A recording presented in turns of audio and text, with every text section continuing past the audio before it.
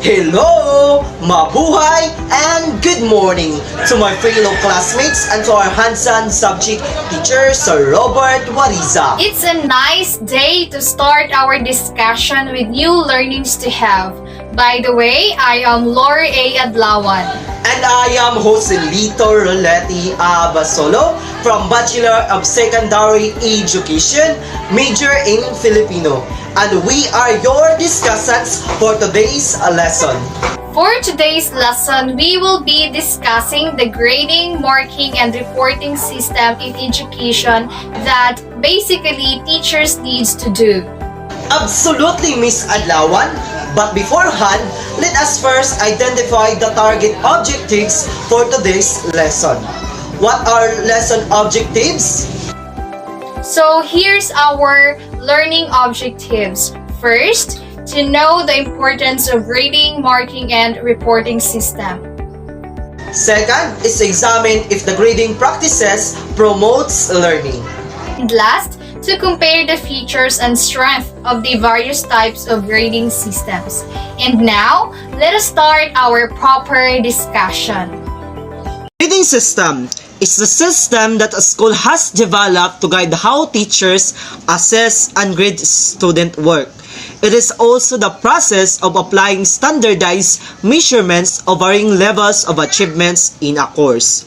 So this grading system is a measurements usually used by the teachers to assess them and grade student work depending on the standard system. So the purpose of grading system is to give feedback to the students so they can take charge of their learning and to provide information to all who supported these students, especially those teachers, special educators, parents, and others.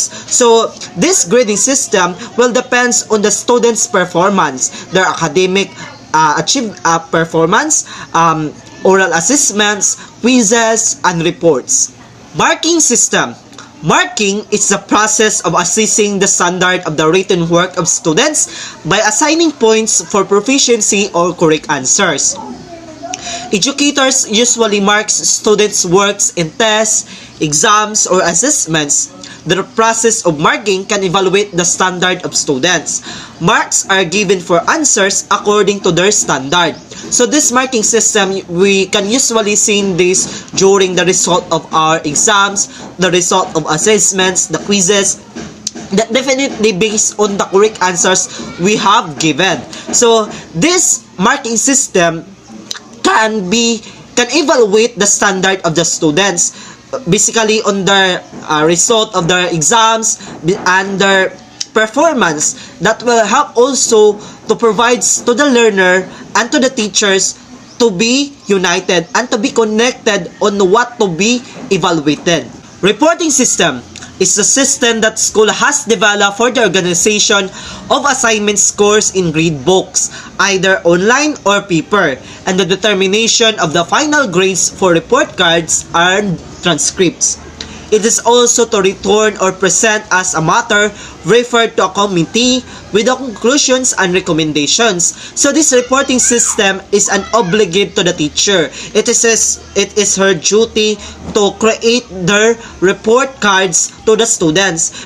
Basically because report cards are a platform to be presented the grades of the students depending on the academic performance given by the students during their classes. Talk about the purposes of grading and reporting system. The purpose of grading system is to give feedback to students so they can take charge of their learning and to provide information to all who support these students, teachers, special educators, parents, and others, as I have mentioned earlier. While the purpose of reporting system is to communicate the students' achievement to families, post-secondary institution, and employers.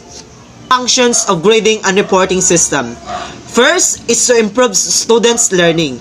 It talks about clarifying instructional objectives for them, showing students' strengths and weaknesses, providing information on personal social development, enhancing students' motivation, short-term goals. And last is indicating where teaching might be modified and best achieved by day-to-day tests and feedback.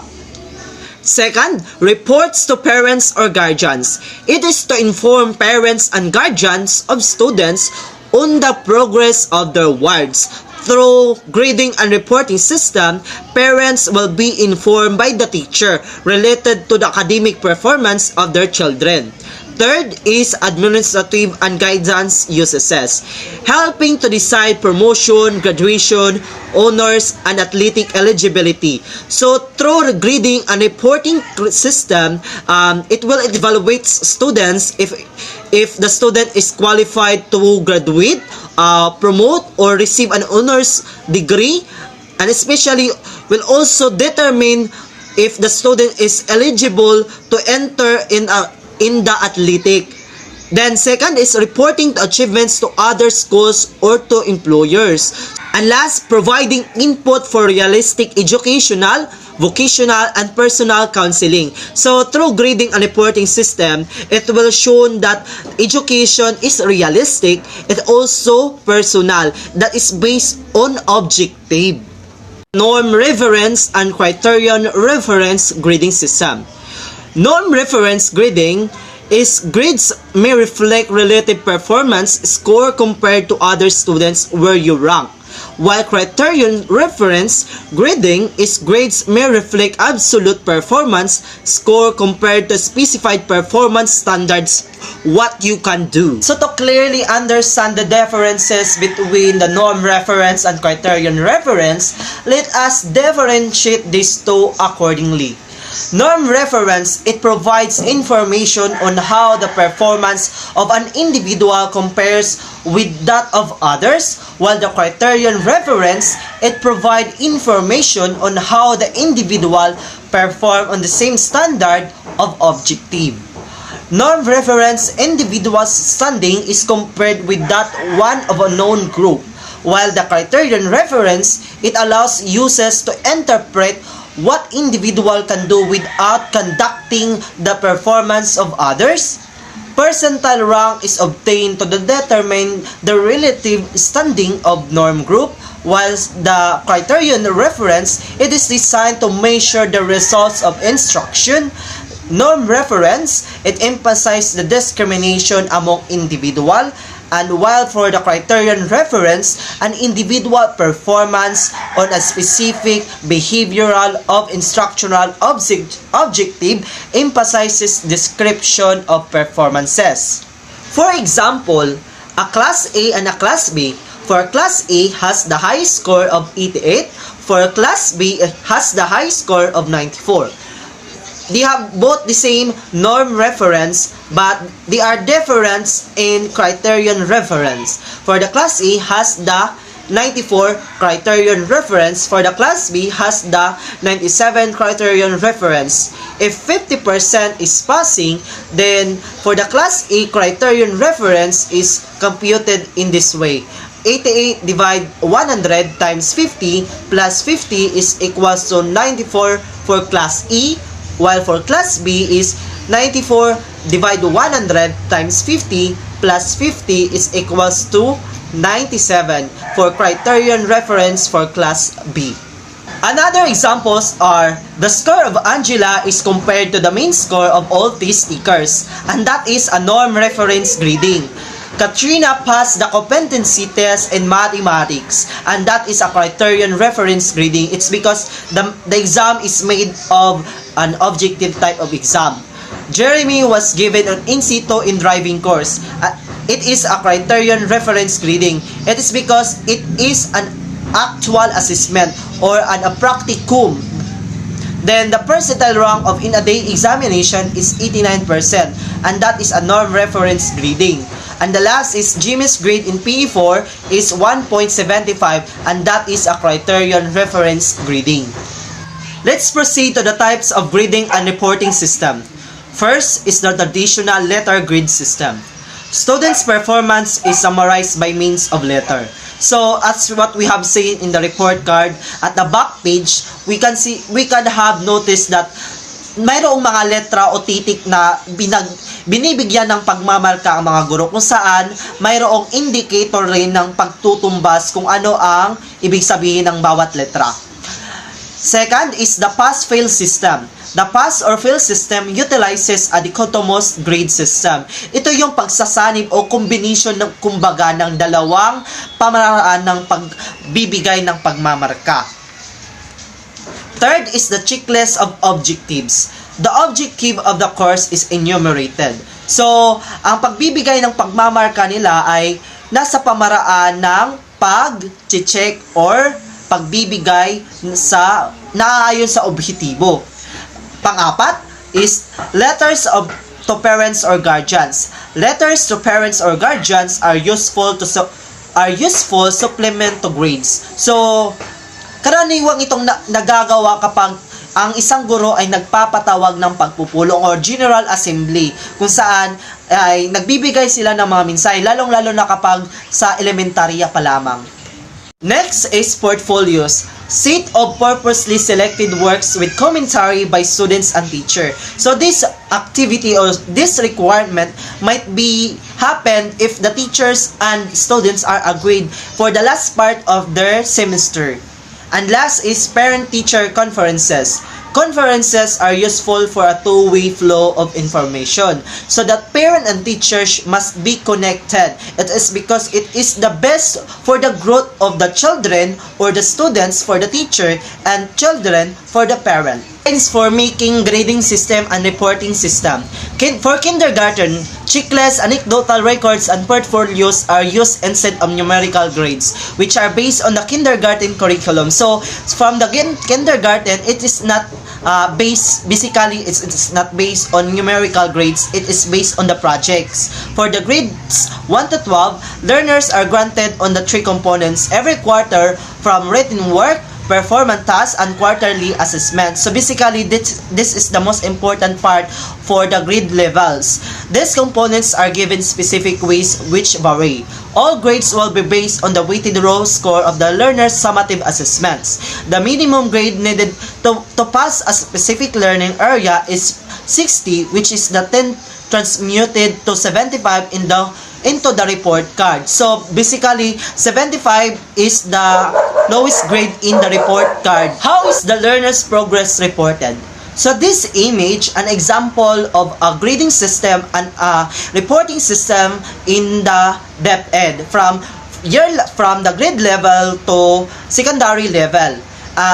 The 100 is to 90 is equivalent to outstanding, to 89 to 85 is very satisfactory, to 84 to 80 is satisfactory, to 79 to 75 is fairly satisfactory, below 75 is did not meet expectation.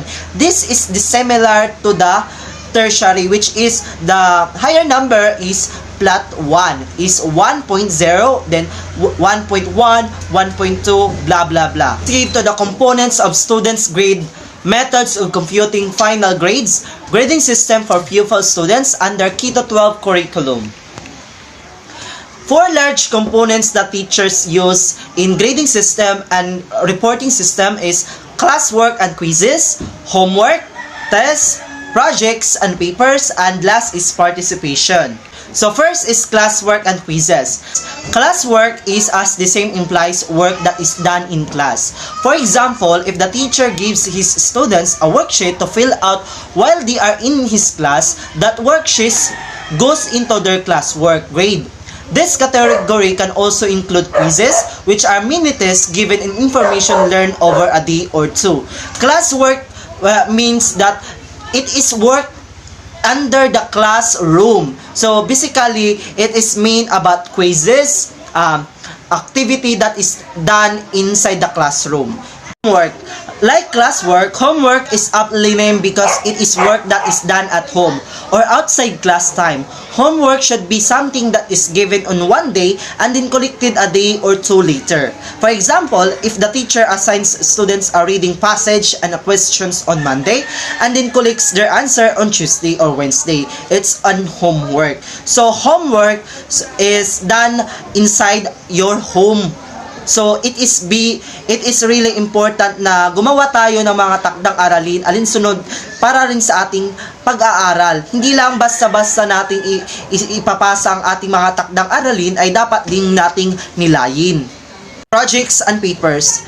These are assignments that cover a longer period of time than homework or classwork. For example, after teaching a Unit 1, teacher might give his students a test. Alternatively, he might ask them to a big project or write a paper. To determine if an assignment should be a classwork or homework, or it should be a test, project, or paper, teachers should think about how much information the assignment covers. If it's about 1 day or 1 week of material covered in class, then it's probably going to be classwork or homework. On the other hand, if it is cover longer time period, like a couple of weeks or a month, it is probably test, project, or paper. So, kung lumalagpas na po ang isang takdang aralin o isang gawain sa loob ng silid ay lumalagpas sa minimum nga araw o mga buwan, ay matatawag na po itong proyekto para po sa pagmamarka at pagbibigay ng puntos sa isang estudyante. Kahit anuman po, kahit po ito ay pasulat man o isang bagay o isang pasulit. Ito po ay matatawag ng test, projects, and papers. And last is participation. Though it's not completely necessary, many teachers also count a student's participation in their overall grade. For example, if a student sits silently in class and ignores the teacher, doesn't even ask or answer questions, and always has his headsets or headphones in, he's not participating in class. On the other hand, if student is very attentive and asks lots of questions, she's doing a good job with participation. And it is always, participation is always a wise decision for me. It's because participation has the highest percentage of breakdowns of the grades. It's the highest percentage in the grading system, both in elementary, secondary, and even in the tertiary. So participation must be our top priority inside the classroom. I encourage you to participate in class because nasa partisipasyon po ang pinakamalaking puntos. Ay kapag po ay nakiisa ka, ay magiging kampante rin po ang iyong guro na ikaw po ay karapat-dapat na kanyang bigyan ng malaking pagmamarka o marka. This will be the end of my discussion and it will be continued by Miss Adlawan. Thank you so much. Amazing morning, everyone, especially to our subject teacher in Assessment of Learning 1, Mr. Robert Wariza Jr. By the way, I am Binibining Lorie Adlawan, the discussant in this morning. So, to continue our discussion, my task, I will be discussing the grading and reporting system. Consists of levels of assessment, levels of proficiency. Level of assessment. Assessment shall be used primarily as a quality assurance tool to track student progress. I'm so sorry for the noise. I will make my voice louder na lang. So, assessment shall be used primarily as a quality assurance tool to track student progress in the attainment of standards, promote self-reflection and personal accountability for one's learning, and provide a basis for the profiling of student performance. So, we all know the importance of assessment, and it is true that without assessment or evaluation, the teacher won't able to track the student's progress, and in order to do so we really need the assessment. So this paragraph is likely the philosophy of the K-12 program. So through the DepEd Order 73 series of 2012, levels of learning outcomes are also the levels of assessment. So it means that the levels of assessment should be reflected in the levels of learning outcomes. And the learning outcomes, we should take note that we have, or there are 4 levels. So here it is, the 4 levels of assessment. The knowledge, process, understanding, and then the performance. So in level 1, we have the knowledge. So how do we assess them? So here's the corresponding questions or guides on how to assess the students in every level. So in knowledge, we are looking for the substantive content of the curriculum, the facts and information that the student requires. So, in the assessment, it should answer the question who, what, when, how, and why. So, for the level 2 of the assessment, we have the process, and it means the constructed meaning from the knowledge. So it should also refer to skills or cognitive operations that the students performs on facts and information for the purpose of constructing meanings. And then for the level 3 of assessment, which is the understanding, it should corresponds to the understanding, which could also refer to big ideas, to the principles and generalizations that is inherent to the discipline. So we have here the explanations, interpretations, applications, empathy, perspective, and self-knowledge, big ideas, principles, and generalization.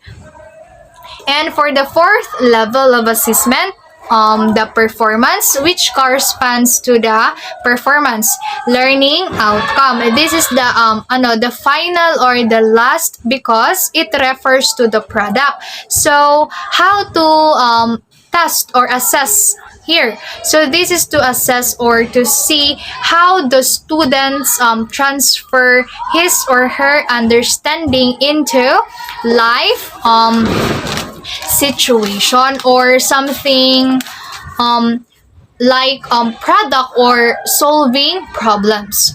So here in the 3rd column, we have the equivalent percentage weight. So or how much they should be assessed. So for the first column, it has we have 15%.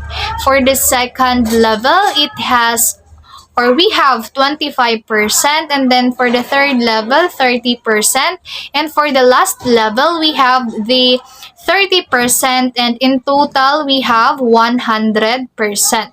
So for the assessment tools, this is a relevant topic because we have here again the learning outcomes, the knowledge, process, understanding, and then the performance. So, and how they should be assessed. So here are the tools for the knowledge. Since we refer to the mere information, we could use the traditional tools. Like we could have the multiple choice, true or false, matching type, constructed response, test on the essay.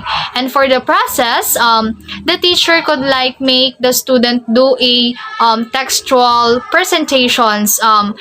We could make a flow chart, construct graphs, graphic organizer, and then the draw analogies. So it consists of something like outlining, organizing, analyzing, and then interpreting, and expressing conversion or to translate. Then for the understanding, we have here the self-knowledge, empathy, perspective, explanation, and then the interpretation. So in this level, we need a deeper connection with the students because we have to find out the philosophy or the inner feelings that is triggered by the understanding, the inner feelings of the kid on how he or she understand the knowledge. And then for the last one, the performance, it refers to the products or skills. We have here the self-understanding, self-monitoring, self-assessment, and then the combinations of oral, written, visual, and kinesthetic modes. So now, in the meantime, let's proceed to the proficiency, pero hindi ko siya na-add dito sa PPT. Nakalimutan ko yata. So, when we say proficiency, di ba, we are talking about the skill or how great the person is. We are categorizing them into how great they are, or if this person or student is excellent, especially in the academic. So, very professional in this specific field, or particularly in this knowledge, or person is moderate, or it could be the person is not really that good or not really interested. So that's why you have to make them understand, or you have to do something. We have to do something about it. Teacher ang nag-ano dito. So that is proficiency. Results of the assessment across levels should be feedback, na mali lang yung spelling, immediately to the students so that they know what to improve further. The students could plan strategically how they can address their learning deficiency. So let's proceed to the grading and reporting system in the averaging method, and then the promotion and retention. So the averaging method, or grade averaging is the practice of calculating semester, end of term, or end of year course grades by taking the sum of all numerical grades awarded in a course and then dividing that sum by the total number of grades awarded. So using this process, teachers calculate the mean or average final grade for a marking period, which may be recorded as numerical grade, letter grade that reflects a numerical equivalent. For example, a grade of A may equivalent to 90. However, it does not use here in the Philippines because our grading system was or uses a standard and competency-based grading system by the K-12 Basic Education Program. These are found in the curriculum guides. Guides all grades will be based on the weighted row score of the learner's summative assessment. The minimum grade needed to pass a specific learning area is 60, which is transmuted to 75 in the report card. So the lowest mark that can appear on the report card is 64 in quarterly grades and final grades. So learners from grades 1 to 12 are graded on a written work performance task and quarterly assessment every quarter. These three are given a specific percentage weight that vary according to the nature of the learning area. So, let's jump to the implementing guidelines on the conduct of remedial or advancement classes during summer for the K-12 Basic Education Program. So for the rationale, the implementation of the K-12 curriculum by the Department of Education ensures that every learner has to complete the basic quality education with the necessary competencies and skills for higher education and or for the world of work or for entrepreneurship. As such, DepEd recognizes the need to offer classes during summer to ensure continuous or regular moving up of a learner from one grade level to the next grade level. And then the second, this policy aims to standardize the offering of summer classes and to provide appropriate directions to all elementary and secondary schools in both public and private sectors. So the conduct of classes during summer shall provide opportunities for mediation through tutorial or coaching of learners with learning gaps or subject area deficiency. Classes during summer may also be conducted for advancement of subjects, particularly for those senior high school learners with work immersion in the succeeding semester. So, every end of the academic year, learners are expected to step in the next level. But for them to step in the next grade level, they must first meet the requirements. That is why this is the reason why we need to talk about the learner promotion and retention. It is crucial for us to know the learner promotion and retention, where if the students or the learner are going to be promoted in the next grade level, or they are going to be retained. Now, let us first define what is promotion and retention. Promotion in regards to school means by the end of the school year, the learner has achieved the minimum level of competency and those standards for the student's current grade level. And then the retention in regards to school means repeating an academic year of school. Retention in school is also called grade retention, being held back or repeating grade. To simply put, promotion means students are able to step in the next grade level, while retention means students are not allowed to step in the next grade level and must repeat the grade level.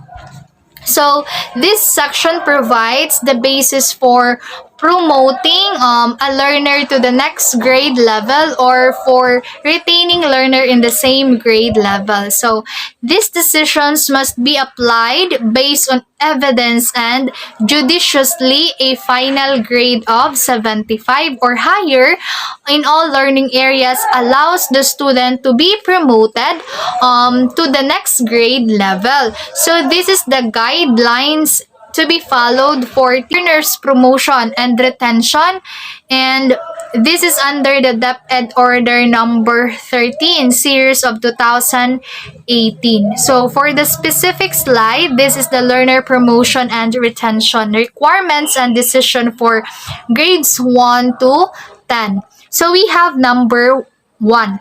Final grade of at least 75 in all learning areas. So the decision of this is promoted to the next grade level. So this is when a student or a learner passed all the subjects in the grade level. So for this, he or she is allowed to be promoted in the next grade level. So the number 2 did not meet the expectations in not more than 2 learning areas. So the decision for this must enroll in remedial classes for learning areas with failing mark and obtain a recomputed final grade of at least 75 or higher to be promoted to the next grade level or semester. If the RFG is below 75, the learner must be reassessed immediately for instructional intervention. If the learner still fails in the intervention, he or she is allowed to enroll in the next grade level in the succeeding school year with continuous provision of tutorial services. So this is the number 2. So number 3 did not meet expectations in 3 or more learning areas. So the decision for this retained in the same grade level. So in this this is when a learner failed in 3 or more subjects area, he is not allowed to be promoted in the next grade level. So he or she must retake the same grade level. And then so number 4, passed all learning areas in the elementary. So the decision for this, earn the elementary certificate and be promoted to junior high school. So this is when a learner passed or finished all the learning areas in the elementary. So the decision is he or she is able to be promoted to junior high school. And then the number 5, passed all learning areas in the junior high school. Then the decision for this, earn the junior high school certificate and be promoted to senior high school. So this is when a student or a learner passed all the subject in the junior high school. The decision is that after he earned the junior high school certificate, he or she will be promoted to the senior high school. So again, this is the learner promotion and retention from grades 1 to 10. So now, this is the learner promotion and retention requirements and decision for grades 11 to 12, or this is the senior high school.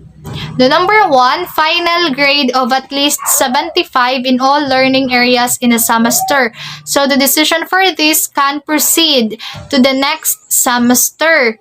And then sa number 2, did not meet expectations in a prerequisite subject in a learning area. So the decision for this, must pass remedial classes for failed competencies in the subject before being allowed to enroll in the higher level subject.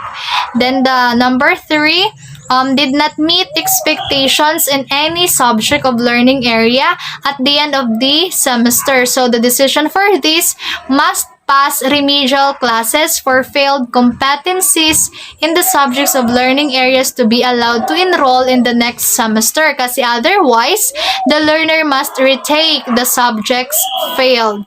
And then the number 4, passed all subjects or learning areas in senior high school. So the decision for this, earn the senior high school certificate. So let's proceed to the guidelines for effective fair grading.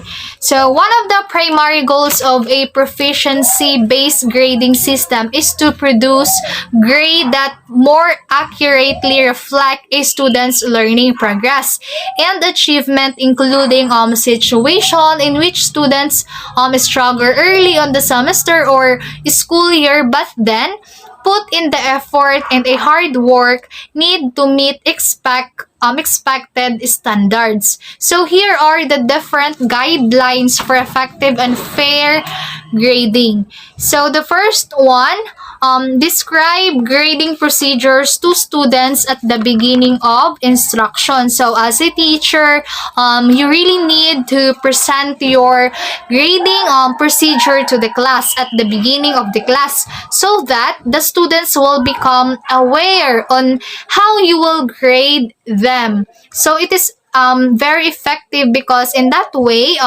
ma-aware sila at something na malilasen yung mga complaint nila. 'Di ba sa atin from the beginning of our class, our instructor already presented the grading procedure, 'di ba sa atin. So para ma-aware tayo. Then the next, or the second, clarify that course grade will be based on achievement only. So as a teacher in grading your students, you really need to explain to them, as what I've said earlier in presenting your grading procedure, na you need to clarify that the result of their grades will going to be based on how they perform in the class, or will be going to based on the score na nakuha nila, only based on their performance. Yes. And then the third one, explain how other factors, effort, work habits, etc. will be reported. So dito sa example sa attendance, so dapat you already explain na kapag perfect attendance will be additional points. Like that. Then relate grading procedures to intended learning outcomes. Dito, you need to relate your grading procedures sa learning outcome. Then obtain valid evidence for assigning grades. So as a teacher, you really need to prepare a valid evidence kasi di natin maiwasan kahit na na-present na ni teacher yung grading procedure nila is may magtatanong pa talaga, kaya much better na yung laging handa. So, para may pakita ka.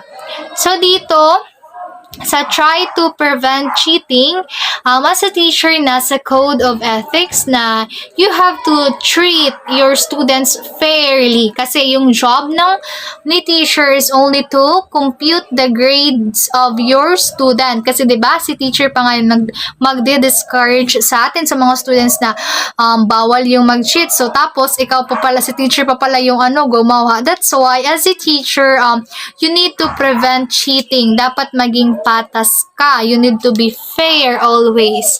And then return and review all the test results as soon as possible. So as soon as possible, you need to return yung result. For instance, yung score sa exam nila. So in that case, if a teacher something na yalipat siya pag-check na ang check yan malian niya, so early na maaga na makapag-complain yung mga students or mga estudyante niya. And also it would really a big help to them na ma-aware kung saan sila nagkamali. Properly weigh the various types of achievements included in the grade. So you have to follow on your grading procedure. And then next, do not lower an achievement grade for tardiness, weak effort, or misbehavior. So dito as a teacher, hindi mo basta-basta bigyan ng lower grades yung student na hindi nagpa-participate sa klase kasi especially yung mga mahiyain, 'di ba? But on the other hand, may student din na malikot pero nag-excel naman siya sa ACAD. So hindi basta-basta si teacher nagbibigay ng lower grades kasi may sinusunod siyang grading procedure.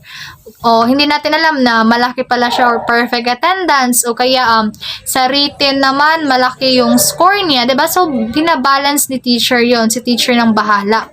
So be fair, avoid bias.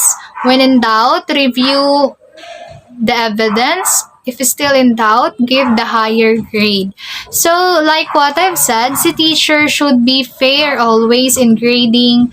So i-avoid niya yung biases kasi si teacher yung job niya, like what I said, is to compute the grade of his or her students. Teacher don't have the right to add and minus the grade of his or her students. So these are the guidelines for effective and fair grading. So let's move on the table of equivalence. So in the Philippines, in some university, they are using 4-point scale because in grading system, there are 2 scale na pina-follow in order to find the equivalence, which is the 4-point scale and then yung 5-point scale.